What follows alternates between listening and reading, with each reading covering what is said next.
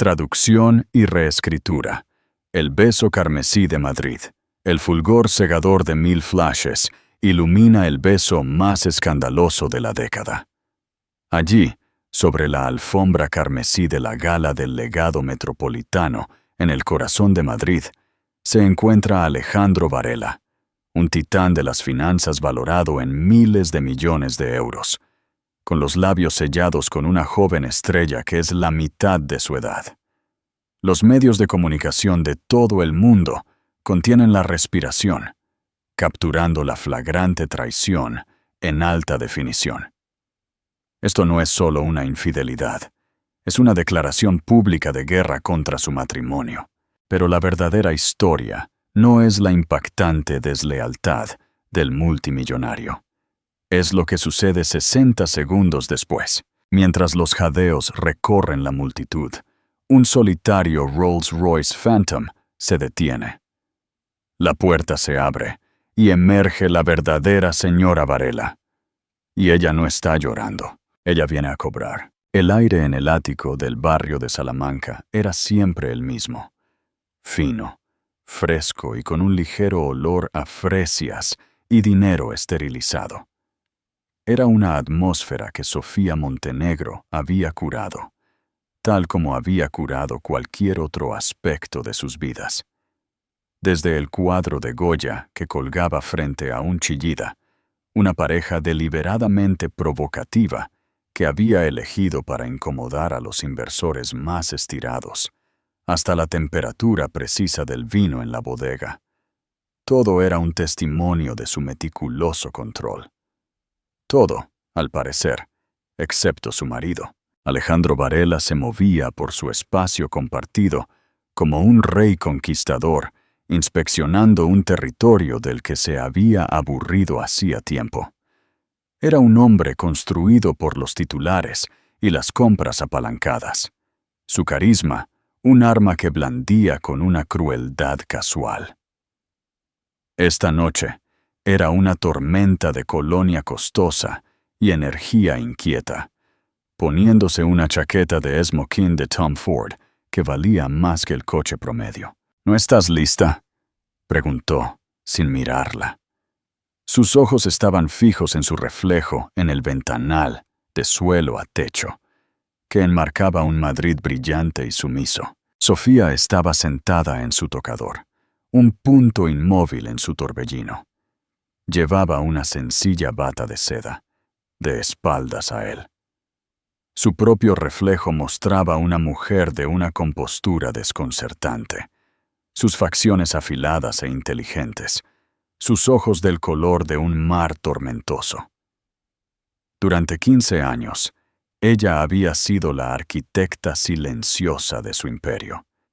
Él era la cara, la voz atronadora en las llamadas de ganancias, el negociador despiadado que los periódicos amaban llamar el buitre. Pero ella era la estratega, la que veía el tablero de ajedrez desde arriba, la que entendía que el verdadero poder no residía en las declaraciones ruidosas, sino en los movimientos silenciosos e invisibles. «La invitación dice a las 8», respondió ella, su voz tranquila y uniforme. Cogió un pendiente de diamante, una enorme piedra talla pera de Cartier, un regalo de su 10º aniversario. Una ofrenda de culpa que, en ese momento, ella supo que era por una aventura que él pensó que ella nunca descubriría. Ella las había descubierto todas. «Me adelanto. Tengo que saludar a los miembros de la Junta de la Adquisición de Milán», dijo él, ajustándose la pajarita. Era una mentira descuidada.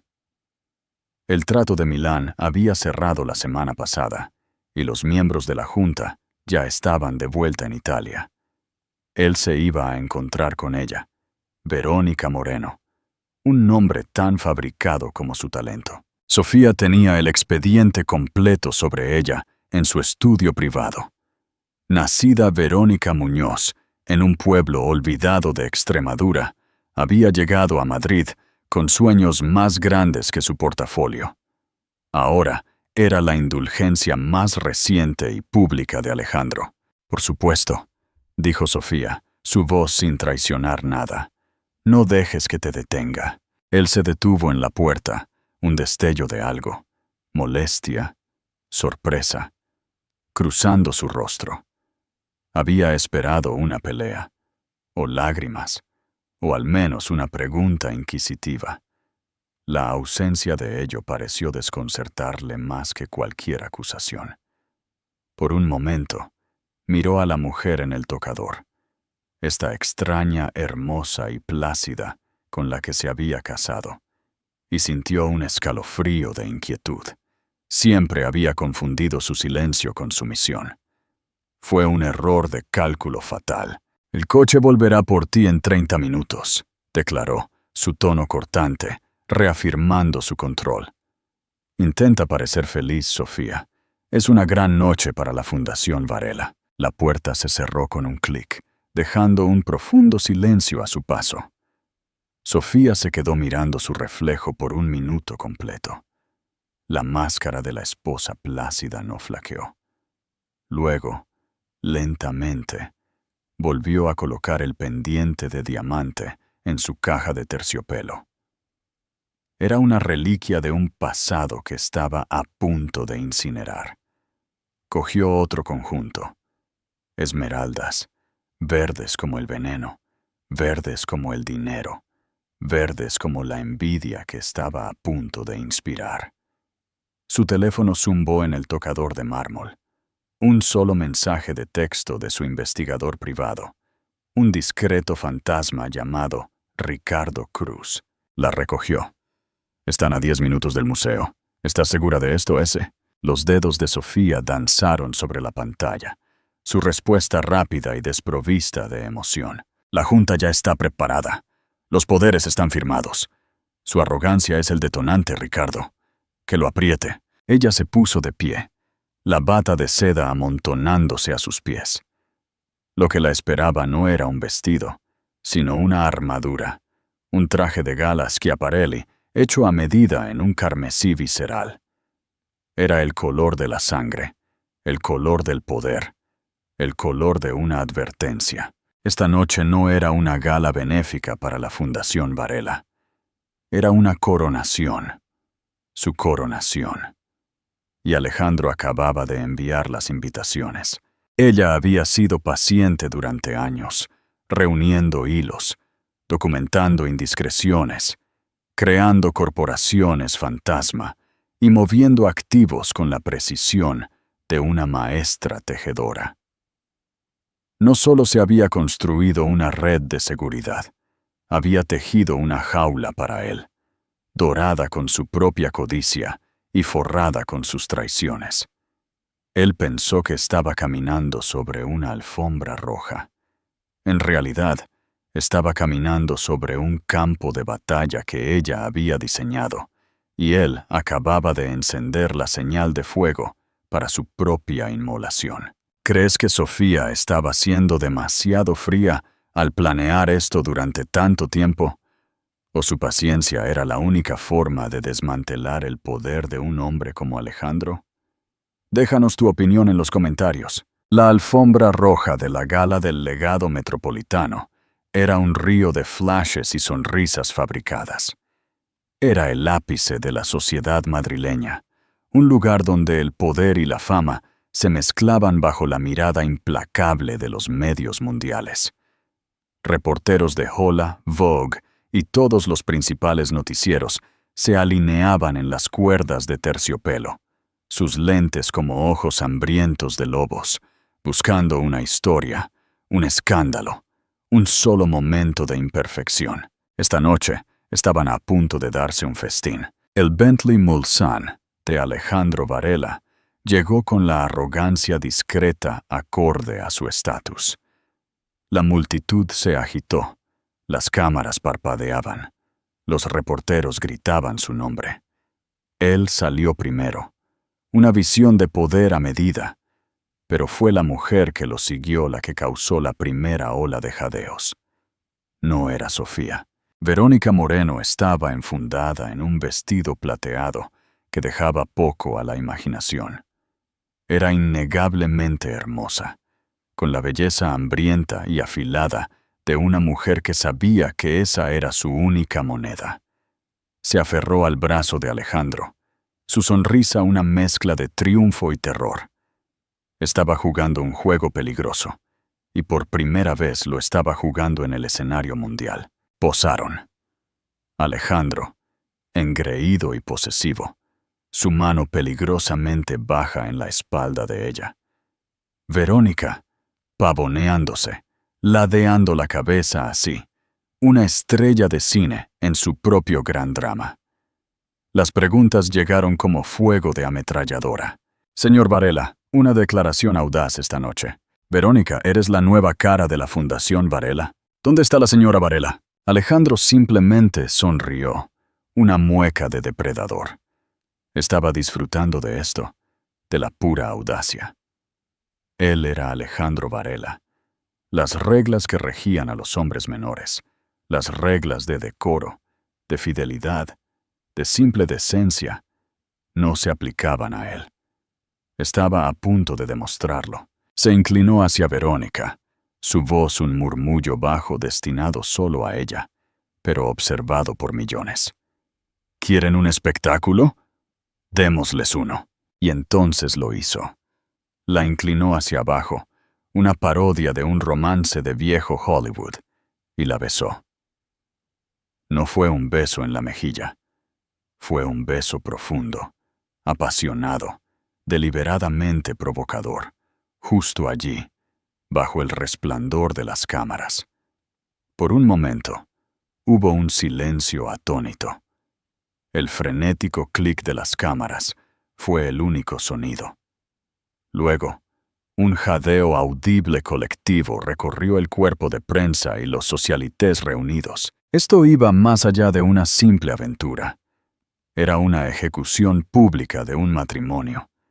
Era una declaración de que Sofía Montenegro, la mujer elegante y enigmática que había estado a su lado durante 15 años, estaba oficialmente reemplazada, desechada, humillada a escala global. Verónica se enderezó para tomar aire, con los ojos muy abiertos, las mejillas sonrojadas. Esto era todo, el momento que había soñado. Había ganado. Ya no era un secreto, una amante escondida en una suite del Ritz. Estaba aquí, del brazo de un multimillonario, siendo besada en la alfombra roja más exclusiva del mundo. Sintió una oleada de victoria tan potente que era vertiginosa. Confundió los flashes con luz de estrellas, el shock del reportero con admiración. Alejandro se enderezó la chaqueta, una sonrisa de suficiencia dibujada en sus labios. Miró directamente a la lente de una cámara de televisión cercana, como si enviara un mensaje directamente a su esposa, donde quiera que estuviera, probablemente llorando en su cavernoso ático. «Este es mi mundo», decían sus ojos, «mis reglas». «No más preguntas», anunció, su voz retumbando con autoridad. Comenzó a guiar a Verónica por los grandes escalones del museo, dejando una tormenta de fuego a su paso. El chisme ya se estaba extendiendo como la pólvora. Los teléfonos se encendían en toda la ciudad, en todo el mundo. El rey había coronado públicamente a su nueva reina, pero la historia no había terminado. De hecho, apenas había comenzado. Mientras Alejandro y Verónica llegaban a lo alto de las escaleras, una nueva conmoción comenzó en la acera. Era un tipo diferente de agitación, no el frenesí febril de un escándalo, sino una ola de asombro silencioso y reverente. Un Rolls-Royce Phantom negro, aún más imponente que el Bentley de Alejandro, se había deslizado hasta detenerse en silencio. La matrícula era simple: SM1. Un solo portero, que parecía estar saludando a la realeza, se apresuró a abrir la puerta trasera. Por un momento, no pasó nada. La anticipación era eléctrica. Los reporteros, sintiendo un segundo acto, Desviaron sus cámaras de Alejandro hacia el coche. Luego, emergió una sola pierna, enfundada en un estileto de seda carmesí. Fue seguida por el resto de ella. Sofía Montenegro. Cuando Sofía Montenegro salió del Rolls Royce, el mundo pareció ralentizarse sobre su eje.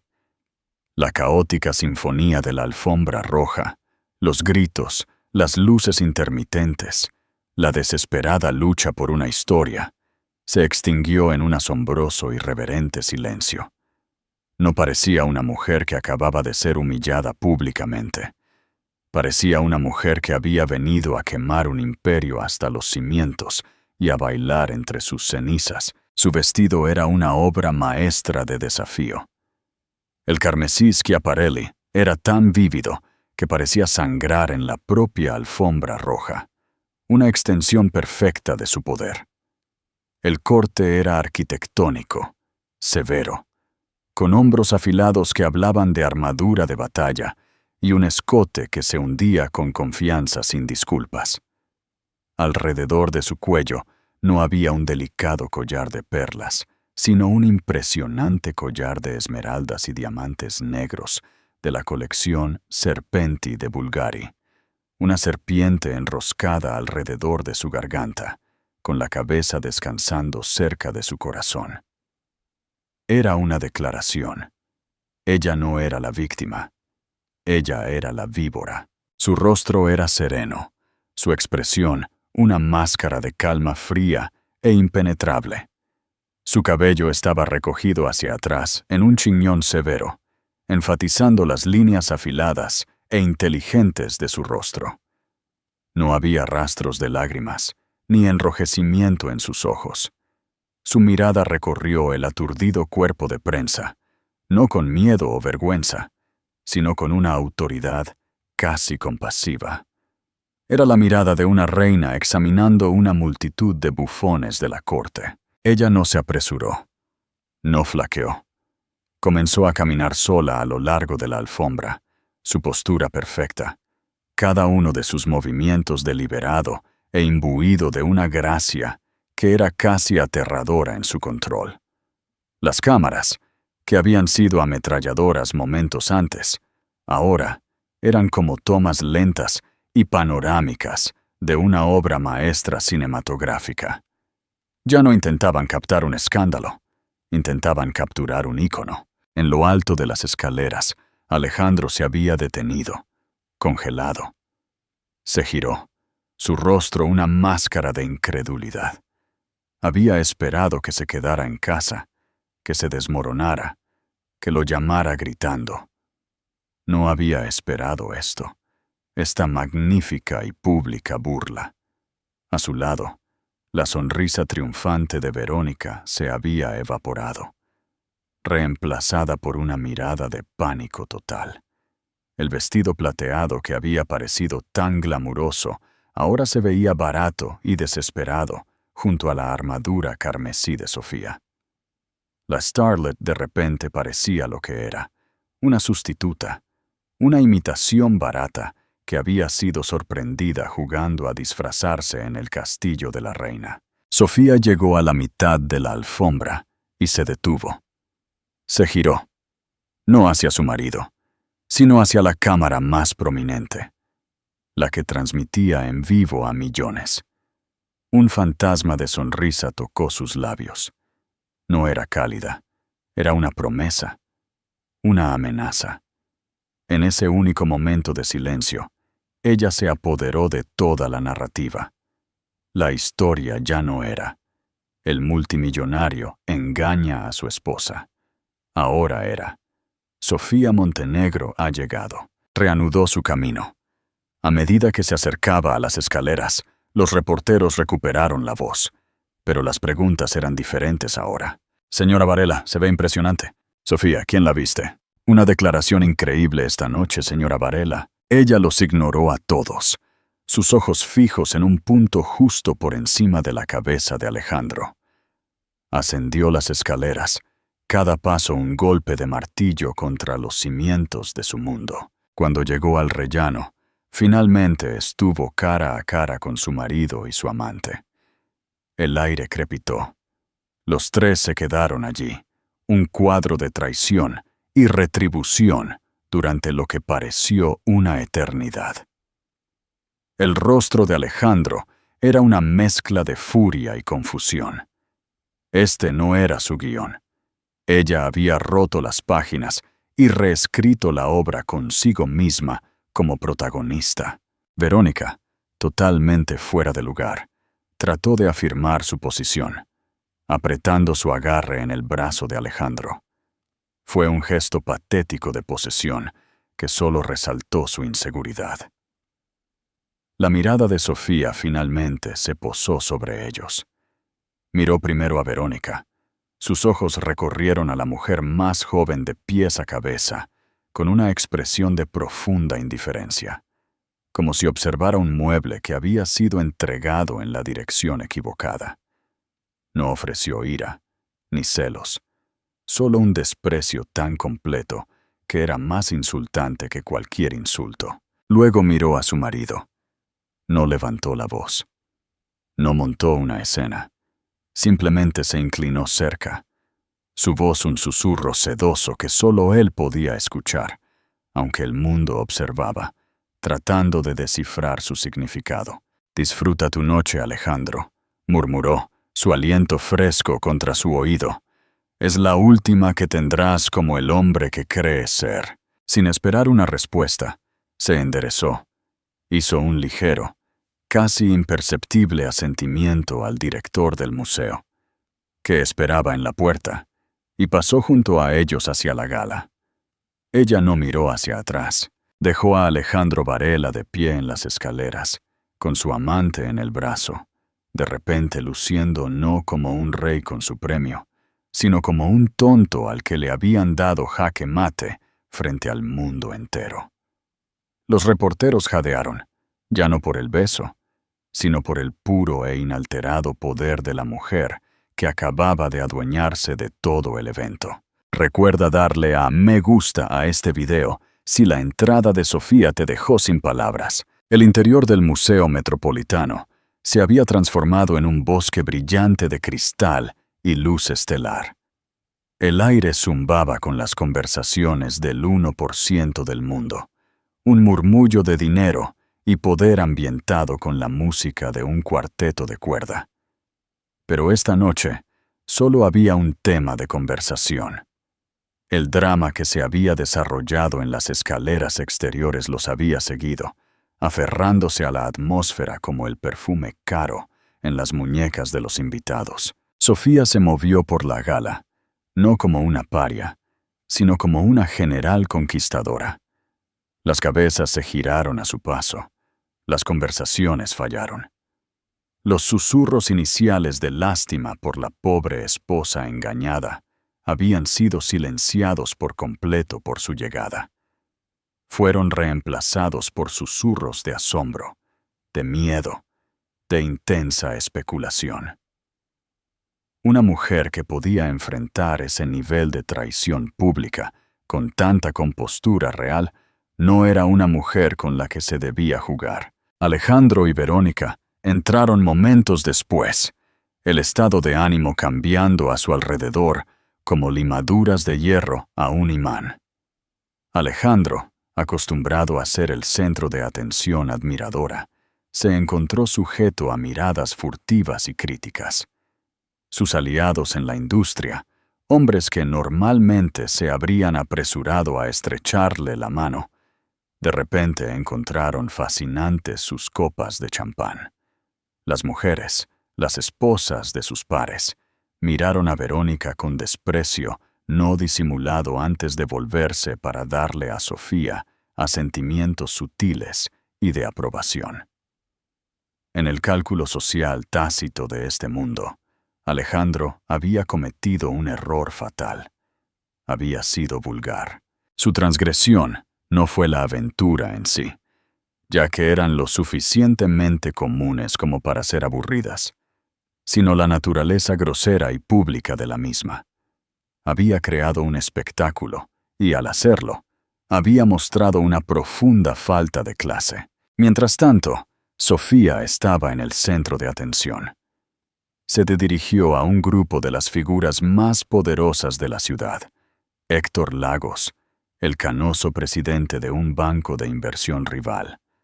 Doña Carmen de la Torre, la antigua matriarca de una dinastía de la moda y principal benefactora de la gala.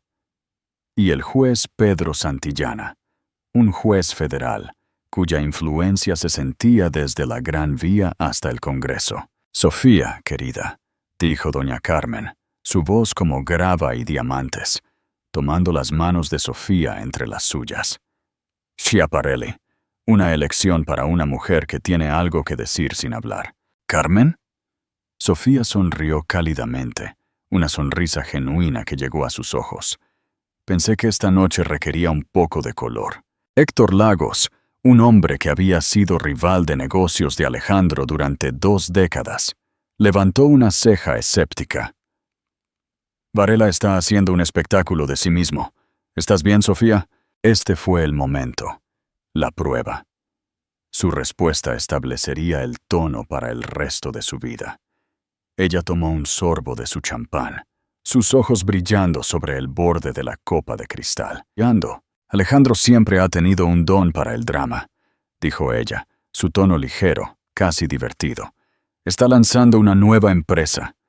Sentí que era mejor que él gestionara su propia publicidad para ello. Hizo una pausa, dejando que la implicación se suspendiera en el aire. Esto no era un colapso matrimonial, era una divergencia empresarial. Al enmarcarlo de esta manera, no era la esposa despreciada. Era una CEO anunciando una desinversión. El matiz no se les escapó. Los ojos de Lagos se agudizaron con interés. Este era el lenguaje que él entendía. No emoción, sino estrategia. Mientras tanto, Alejandro intentaba recuperar el control. Arrastró a Verónica hacia un grupo de los miembros de su junta, con una sonrisa forzada pegada a su rostro. «Caballeros, una noche maravillosa». Los hombres, la mayoría de ellos de unos 60 años, miraron de Alejandro a la starlet, medio vestida en su brazo, y luego al otro lado de la sala, a la visión de elegancia que era su esposa, que ahora se reía con un juez federal. Intercambiaron miradas incómodas. «Alejandro», dijo uno, un conservador llamado Roberto Menéndez, «una entrada». «Necesitaba agitar las cosas», fanfarroneó Alejandro, dándole una palmada en la espalda. Pero la bravuconería sonó hueca. Estaba perdiendo la sala y lo sabía. Verónica, sintiendo el escalofrío, se encogió en sí misma. La fantasía se estaba cuajando en una pesadilla. Había imaginado ser bienvenida a este mundo, agasajada y admirada. En cambio, la miraban como una especie invasora. La mente de Sofía era un torbellino de cálculos, pero en la superficie era el epítome de la gracia. Recordó una noche, 6 meses antes, que había sellado el destino de Alejandro. Había llegado a casa temprano de una reunión de la Junta Benéfica. El zumbido silencioso del ascensor privado abriéndose directamente a su ático. Los había escuchado. Risas desde el dormitorio principal. Su dormitorio. La risa estridente y teatral de Verónica, y la risa más profunda e indulgente de Alejandro. Ella no irrumpió. Se retiró tan silenciosamente como llegó, volvió a bajar por el ascensor y caminó durante horas por el Parque del Retiro al caer la tarde. El dolor era algo frío y afilado, pero fue rápidamente reemplazado por una claridad cristalina. El matrimonio no era una sociedad que debía salvarse. Era una entidad hostil de la que necesitaba extraerse a sí misma y sus activos. Durante años, Imabela había canalizado su brillantez hacia su empresa. Sus estrategias les habían hecho ganar miles de millones. Su nombre no estaba en la puerta de Varela Capital, pero sus huellas dactilares estaban en cada plano exitoso. Esa noche, llamó a Elena Fuentes, una abogada de divorcios conocida menos por su teatro en la corte y más por su reputación como asesina corporativa en alta costura. Su primera reunión no fue sobre pensión alimenticia o división de bienes. Fue sobre una adquisición hostil. El acuerdo prenupcial es férreo, Alejandro se jacta, había advertido Elena en su acento de Sevilla. Sentada frente a Sofía en un discreto bufete de abogados con vistas al parque. Lea la cláusula 12, subsección B. La cláusula de daño reputacional, había respondido Sofía con calma. Yo la redacté. Establece que cualquier acto de degradación o humillación pública que impacte negativamente el valor de las acciones de Varela Capital anula los límites financieros del acuerdo. Las cejas perfectamente esculpidas de Elena se habían levantado. ¿Y cómo probarías un vínculo directo entre la humillación pública y el valor de las acciones? Asegurándome de que sucedan al mismo tiempo, había dicho Sofía. Alejandro es arrogante, cree que es intocable, está a punto de cometer un error muy grande y muy público, y cuando lo haga, estaremos listas para quemarlo hasta los cimientos. Ahora, de pie en la gran sala del museo, rodeada de los poderosos, Sofía sintió que los últimos vestigios de la esposa herida se desvanecían, reemplazados por completo por la fría y emocionante certeza de la CEO. La fiesta no era el objetivo final, era un movimiento de relaciones públicas, uno brillante. Estaba estableciendo su narrativa, presentándose como la vencedora antes de que la batalla hubiera comenzado oficialmente. Alejandro pensó que estaba jugando a las damas. Ella había estado jugando ajedrez multidimensional durante años, y su reina estaba a punto de tomar su rey. ¿Conocías la existencia de la cláusula de daño reputacional en los acuerdos de las élites? Si pudieras darle un consejo a Sofía hace 10 años, ¿cuál sería? Comenta abajo. Mientras la gala continuaba su farsa de civilidad, un tipo diferente de drama se desarrollaba en los cañones silenciosos e iluminados del distrito financiero. Este era el verdadero campo de batalla de Sofía, un reino de algoritmos y cotizaciones bursátiles, donde las fortunas se ganaban y se perdían en nanosegundos. Precisamente a las 21:47 horas, justo cuando se servía el primer plato en la gala, una alerta parpadeó en el escritorio de todos los principales periodistas financieros del país.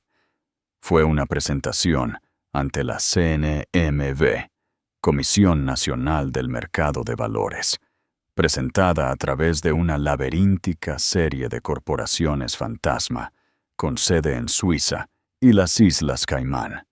Todo perfectamente legal, todo orquestado magistralmente por el equipo de contabilidad forense de Elena Fuentes.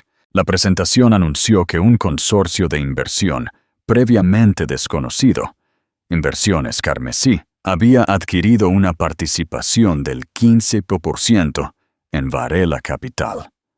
Las acciones habían sido compradas discretamente en bloques pequeños e imposibles de rastrear durante los últimos 6 meses. Pero esa no fue la bomba.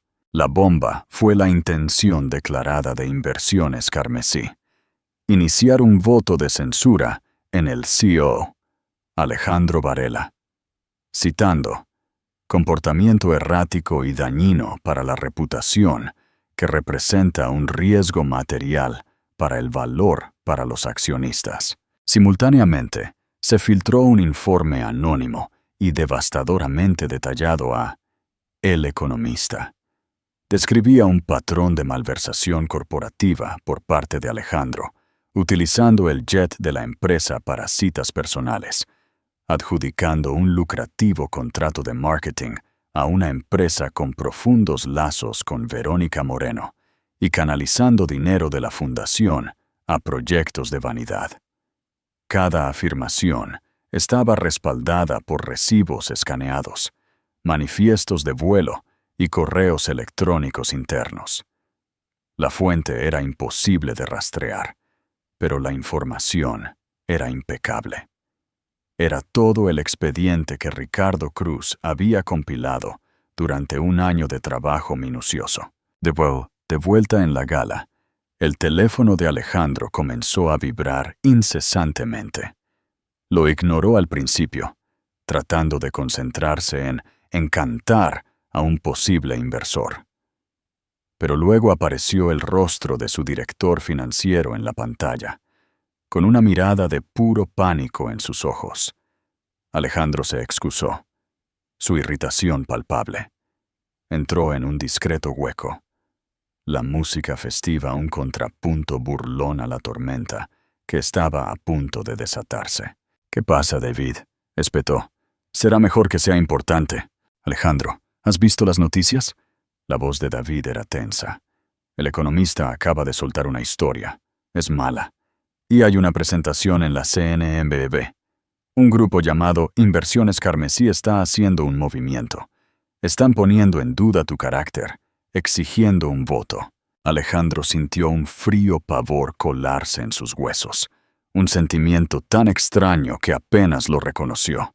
«¿Inversiones Carmesí? Nunca he oído hablar de ellos. ¿Quién demonios son? No lo sabemos. Es un fantasma.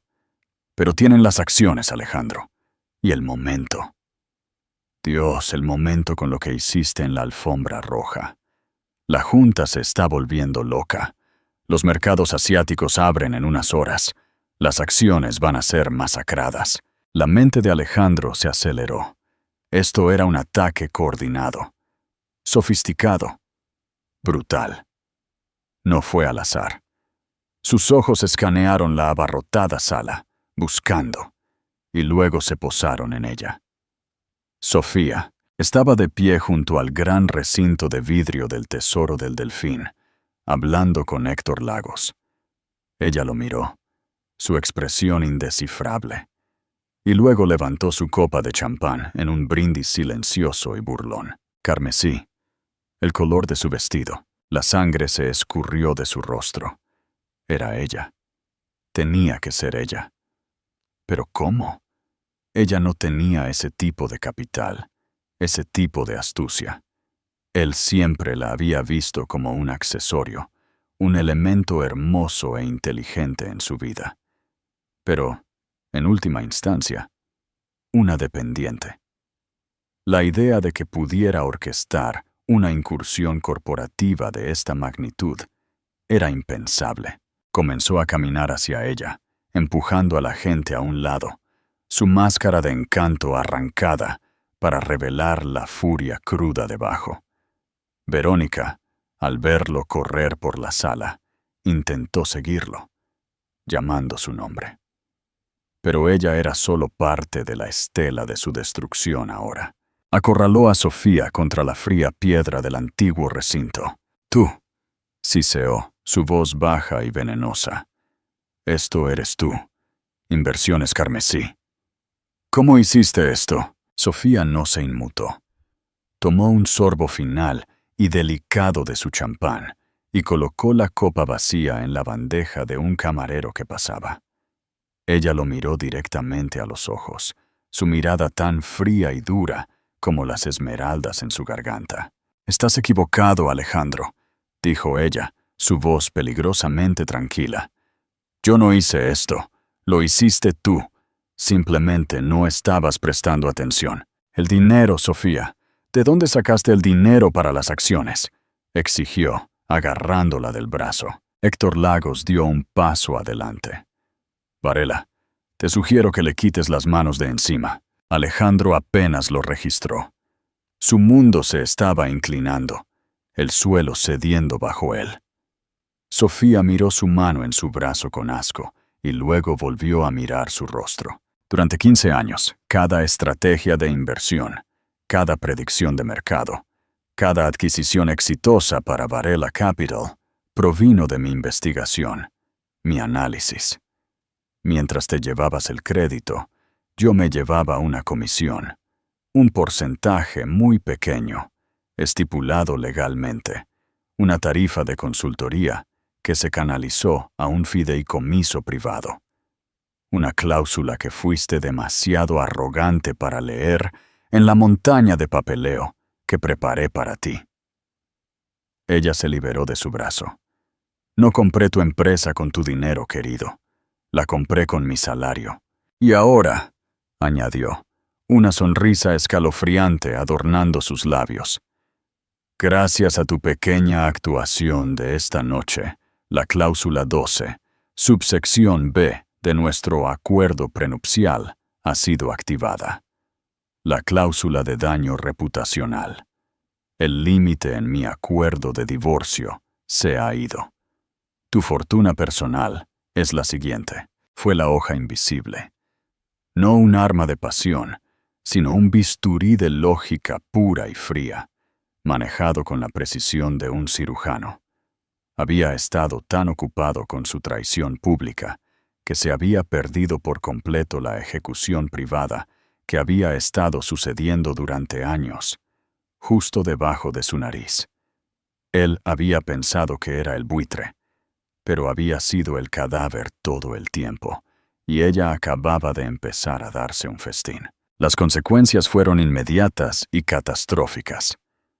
Cuando el sol se levantó sobre Madrid, el nombre de Alejandro Varela ya no era sinónimo de poder, sino de escándalo y colapso espectacular.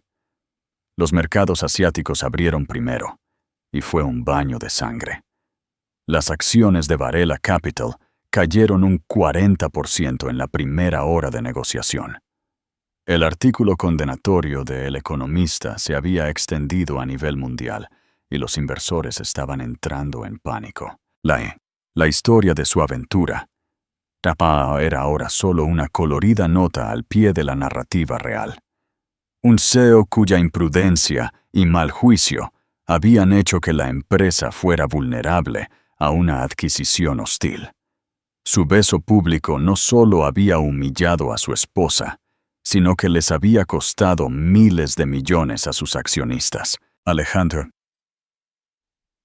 Alejandro pasó la noche en su oficina, una moderna prisión de vidrio y acero con vistas a la ciudad, que ya no se sentía como su reino. Era un animal enjaulado, rugiendo por teléfono a abogados, banqueros y miembros de la Junta, pero sus voces eran distantes, cautelosas. La lealtad que había ordenado a través del miedo y la riqueza se estaba evaporando. Ya no era un ganador y, en su mundo, no había lugar para los perdedores. Intentó contraatacar. Emitió un comunicado de prensa negando las acusaciones, calificándolas de un ataque sin fundamento por parte de un asaltante corporativo sombrío. Pero fue inútil. La evidencia era demasiado específica, demasiado condenatoria. El público, impulsado por el delicioso drama de la gala, ya lo había elegido como el villano. Los canales de noticias repitieron el clip del beso, seguido de las imágenes de la magnífica llegada de Sofía, creando una narrativa perfecta e irresistible de un rey caído y una reina en ascenso. Verónica Moreno se convirtió en una víctima de la guerra. Su agente la despidió. El lucrativo contrato de marketing fue rescindido. Fue acosada por los paparazzi. Pero ya no la trataban como una estrella en ciernes. La trataban como una rompehogares, un chiste. Llamó a Alejandro repetidamente, pero sus llamadas fueron directamente al buzón de voz. Él la había usado como un accesorio en su propia caída, y ahora ella fue desechada. Sus 15 minutos de fama habían sido una inmolación pública. El golpe definitivo llegó 3 días después de la gala. Se convocó una reunión de la Junta de Emergencia. Alejandro entró en la sala de juntas, la larga mesa de caoba llena de hombres con rostros sombríos que una vez se habían jactado de él.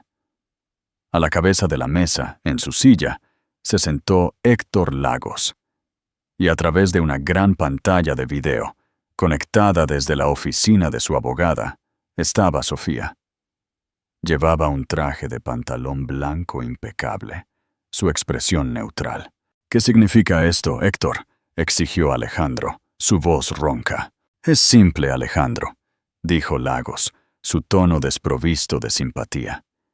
«Inversiones Carmesí, en asociación con mi banco y varios otros inversores institucionales clave, ahora controla un bloque de votación del 51%.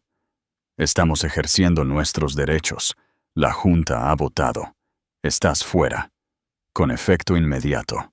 «¡No puedes hacer esto!», rugió Alejandro, su rostro morado de rabia. «Ya está hecho». La voz de Sofía cortó el caos, tranquila y clara desde el monitor. «Tus activos personales están congelados, a la espera de nuestro acuerdo de divorcio. El jet de la compañía ha sido reclamado. Tus cuentas corporativas están selladas. Serás escoltado fuera del edificio por seguridad. Ya no eres CEO, presidente o presidente de la Junta. Eres, a todos los efectos, un ciudadano privado con muchísimos problemas legales». Se quedó mirando su imagen en la pantalla, esta mujer que había subestimado tan profundamente.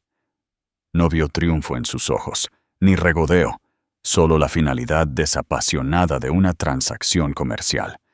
Se había convertido en un pasivo, y ella lo había liquidado. «¿Por qué, Sofía?», preguntó, su voz finalmente quebrándose, la rabia dando paso a una desesperación cruda y desconcertada.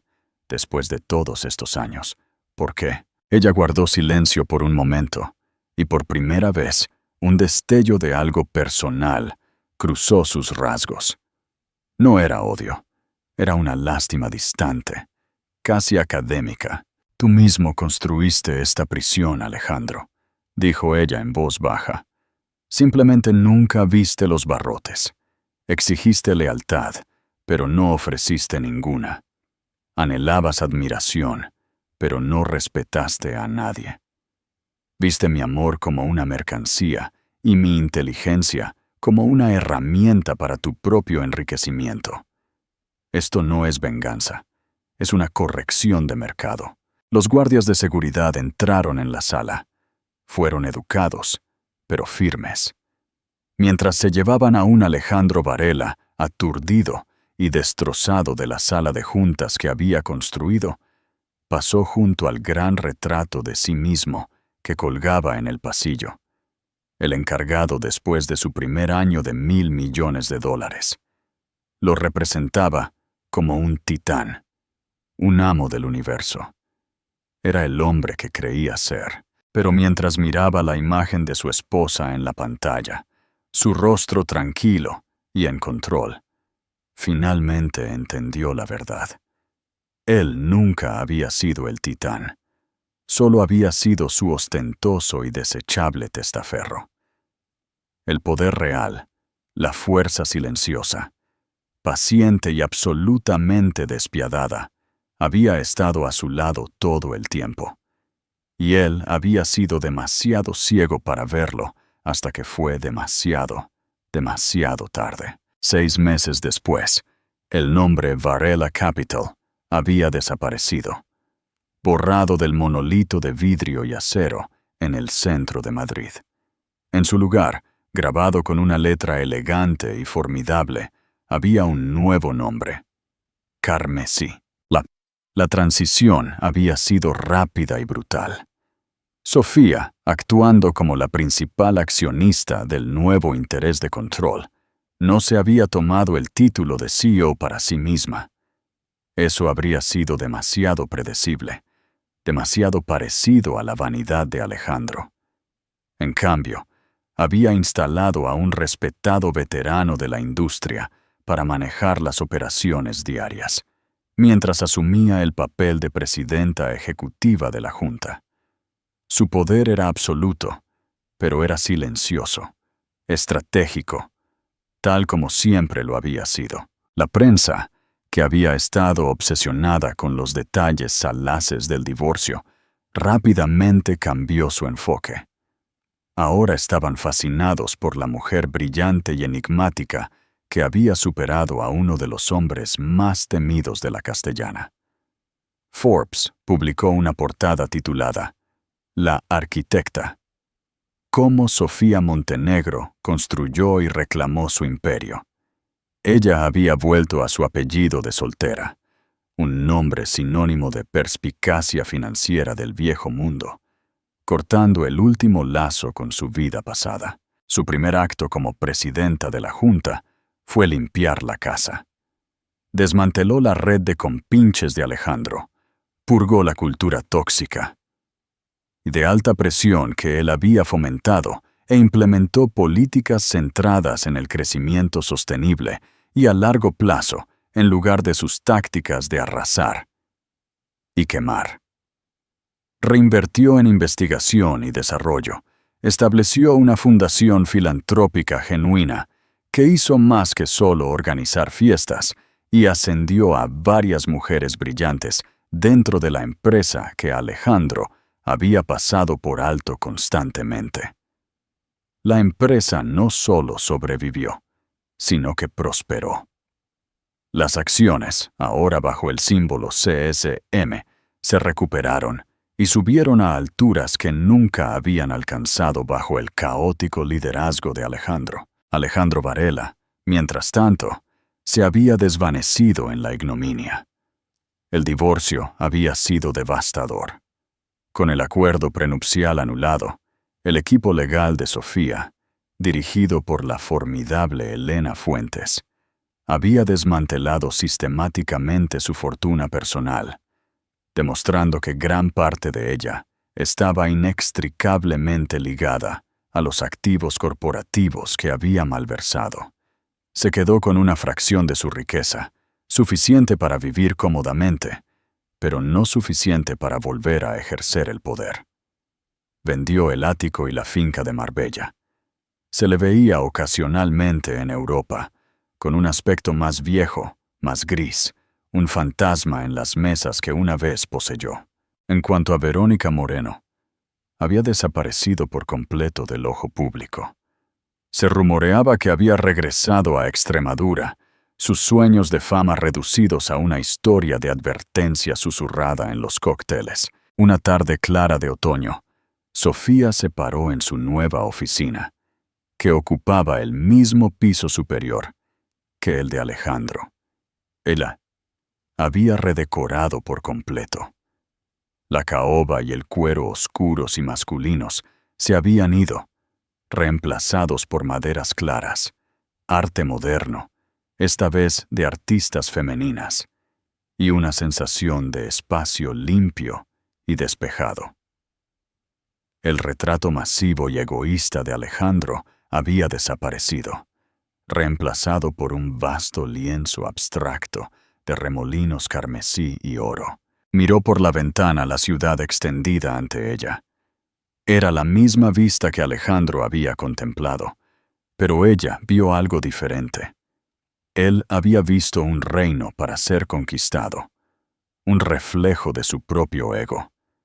Ella vio un sistema complejo e interconectado, una red de posibilidades, un tablero de ajedrez esperando su próximo movimiento. La voz de su asistente llegó por el intercomunicador. Señora Presidenta, la Junta de la Firma de Tecnología Solar de Singapur está en línea. Están listos para discutir su oferta de adquisición. Una pequeña sonrisa tocó los labios de Sofía. Este era su próximo movimiento, un giro hacia la energía verde, un campo que Alejandro siempre había descartado como tonterías sentimentales. Fue un movimiento para el futuro, no para el pasado. «Pásalos, por favor», dijo, su voz tranquila, segura y en total control. Se sentó en su escritorio, no el trono de gran tamaño que Alejandro había usado, sino una pieza de diseño elegante y funcional. Cogió el teléfono, su anillo de serpiente de esmeraldas y diamantes brillando a la luz de la tarde. Ella no había destruido el mundo de Alejandro por simple venganza. Lo había hecho para construir el suyo propio.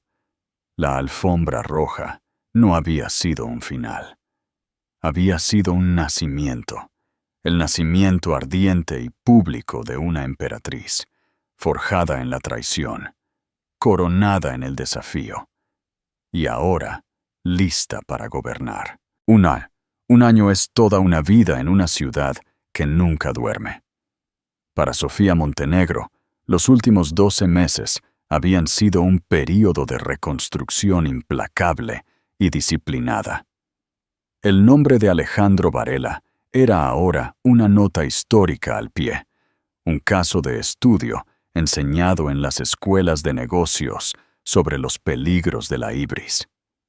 Carmesí, bajo su administración, se había convertido en un gigante de la innovación y el capitalismo ético, una dura reprimenda a la cultura de asalto corporativo del pasado.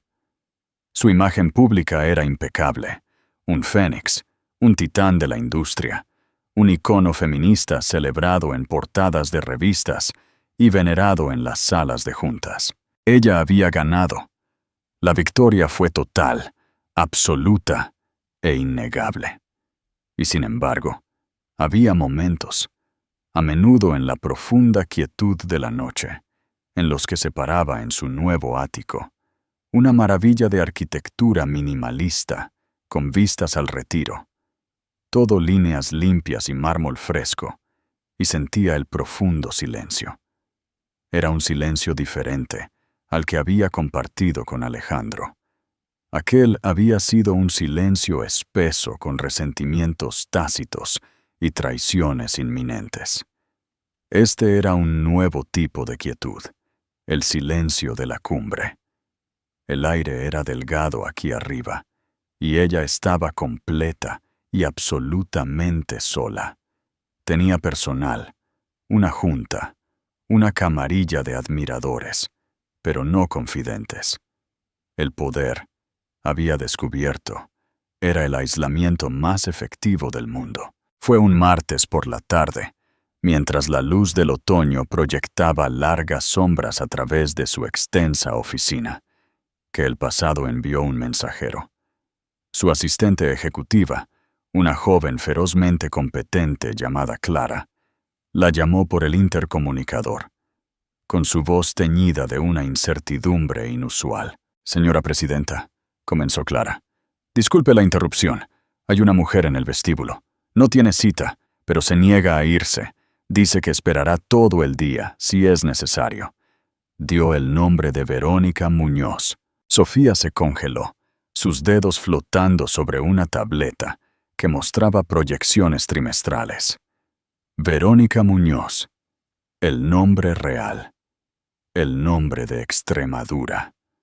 Un fantasma en un vestido de saldo, sacudiendo las cadenas de una vida que Sofía había demolido meticulosamente. Su primer instinto fue una negación fría y rápida. ¿Qué seguridad la retire? Fue el movimiento eficiente y lógico, un cabo suelto de una transacción comercial anterior, ahora irrelevante. Pero no lo dijo. Una astilla de algo que no pudo nombrar de inmediato, tal vez curiosidad, o la aversión innata del estratega por una variable no resuelta, la detuvo. ¿Qué podría querer esta mujer? El dinero se había ido. El hombre se había ido. La vida que había codiciado era un montón de cenizas. «Que suba, Clara», dijo Sofía, su voz sin traicionar nada de la repentina turbulencia en su mente. «Asegúrate de que no nos molesten durante los próximos 30 minutos». Unos momentos después, la pesada puerta de roble de su oficina se abrió. La mujer que entró era casi irreconocible. El pelo rubio descarado era ahora un castaño ratón y natural, cortado en un bob simple y sin estilo. La ambición depredadora en sus ojos había sido reemplazada por un profundo y cansado agotamiento. Llevaba un abrigo gris liso y vaqueros. La última vez que Sofía la había visto, había estado goteando diamantes prestados y desesperación en el brazo de un multimillonario. Ahora solo parecía una mujer que había tenido una larga y dura caída a la tierra. «Señora Varela, señorita Montenegro», se corrigió Verónica, su voz baja, Tentativa. Gracias por recibirme. Sofía permaneció sentada detrás de su enorme escritorio, una losa de obsidiana pulida que servía como espacio de trabajo y barrera. Señaló una de las sillas frente a ella. Por favor, siéntese. Verónica se sentó en el borde de la silla, luciendo pequeña y fuera de lugar en medio de los techos altos y el arte invaluable. No miró a Sofía, sino a sus propias manos, retorciéndolas en su regazo. Estoy segura de que se pregunta por qué estoy aquí, comenzó Verónica. No quiero dinero. Sé que no hay nada que conseguir, ni de usted, ni de él. Yo solo necesitaba preguntarle algo. Sofía esperó, su rostro una máscara de neutralidad educada. Ella no ofrecería ni una pulgada de emoción. Esta era una reunión de negocios. Verónica finalmente levantó la vista, y sus ojos estaban sorprendentemente claros. El terror y el triunfo de esa noche en la gala se habían ido. Lo que quedaba era una sobriedad cruda y dolorosa. Me dijo que me amaba, dijo, las palabras simples, sin adornos. Me dijo que usted era solo una socia de negocios, un arreglo, que no habían compartido cama en años. Dijo que su matrimonio era una jaula sin amor y que él estaba desesperado por salir. Me prometió todo, una carrera, un futuro, una familia. Ella dejó escapar una risa corta y amarga. Fui tan estúpida. Lo sé ahora. Fui un cliché de una mala película. Pero le creí. Le creí porque quería. Cuando me besó en esa alfombra, por un segundo, pensé que había ganado. Pensé que mi vida real estaba comenzando. La compostura de Sofía era una fortaleza, pero un destello de un viejo recuerdo traspasó las paredes. Alejandro, hace años, diciéndole cosas sobre su primera esposa cuando la estaba cortejando. El mismo guión, las mismas promesas. No era un monstruo de invención. Era una máquina de repetición, encontrando un nuevo engranaje para moler con cada nueva persona que consumía. ¿A dónde quiere llegar, señorita Muñoz? La voz de Sofía era fría. ¿A dónde quiero llegar?, dijo Verónica, inclinándose ligeramente, su mirada intensificándose. Es que yo fui un arma. Él me estaba usando para herirla.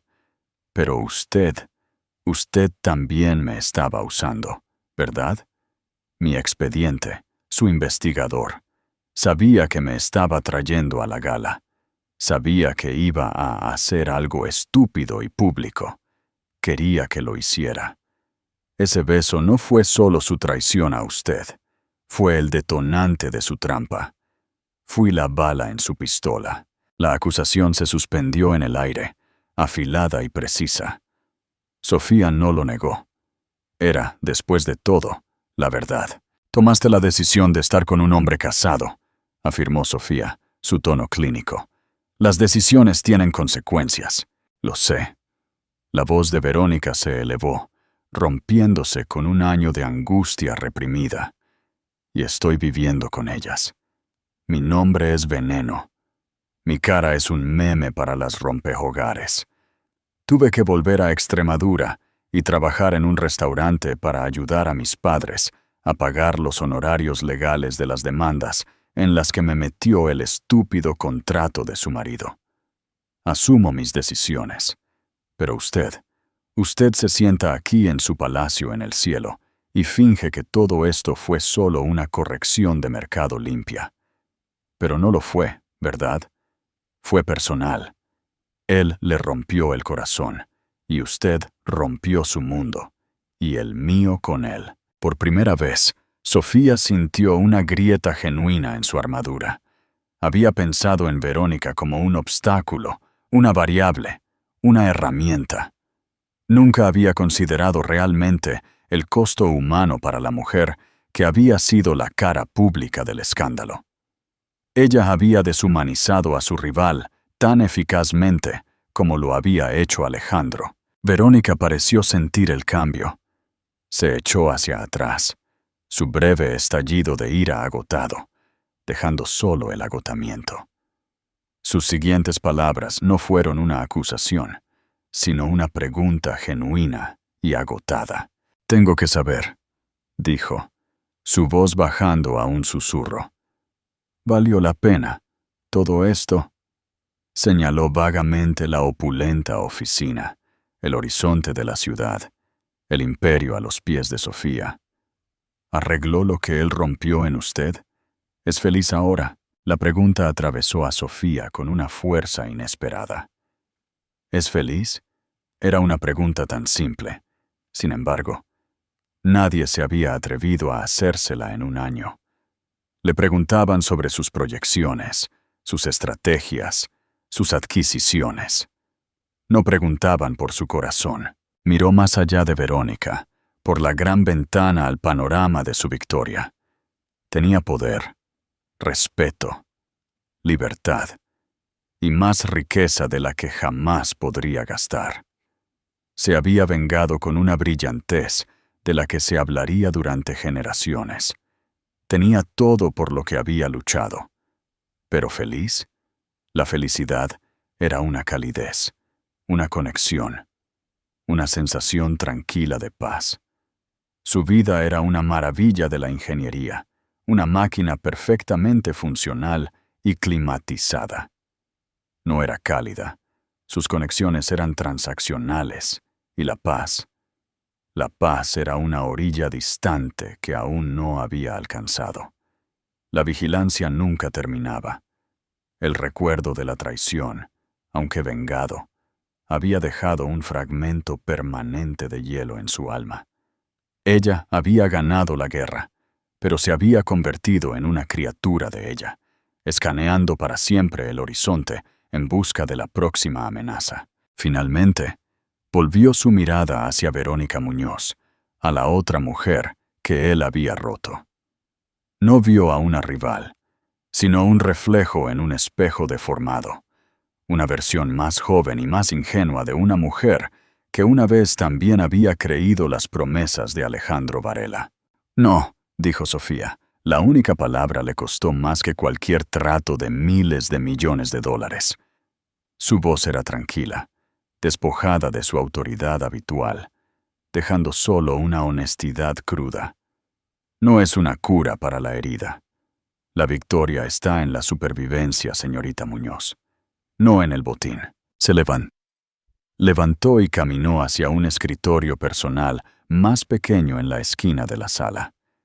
Escribió algo en un trozo de su papelería personal, lo dobló y lo deslizó en un sobre. Volvió y se lo entregó a Verónica. «Este es el nombre de una mujer que dirige una organización sin fines de lucro en Barcelona que ayuda a las mujeres a comenzar nuevos negocios. También hay un cheque de caja que cubrirá los honorarios legales de tus padres y tu reubicación. No es una disculpa, es, como dijiste, una consecuencia. Fuiste un daño colateral en una guerra que no entendiste. Estoy corrigiendo el balance». Verónica miró el sobre, con los ojos llenos de lágrimas por primera vez. «¿Por qué?» «Porque mi imperio se basa en principios sólidos», dijo Sofía, su voz recuperando una fracción de su frío dominio. «Y no admito cabos sueltos o libros de contabilidad desequilibrados. Tu asociación con Alejandro Varela ha terminado. Tu asociación conmigo ha concluido. Lo que hagas a continuación es enteramente tuyo». Verónica se puso de pie, agarrando el sobre, y por un momento las dos mujeres simplemente se miraron a través de la vasta extensión de la oficina. Ya no eran amigas, ni enemigas, ni rivales. Eran dos supervivientes del mismo naufragio, paradas en orillas opuestas. Después de que Verónica se fue, Sofía caminó hacia la ventana. El sol estaba comenzando a ponerse, pintando el cielo con trazos ardientes de carmesí y oro, los colores de su marca, de su pintura de la victoria. Pero por primera vez, los colores no se sintieron como un triunfo. Se sintieron como una advertencia, un eco.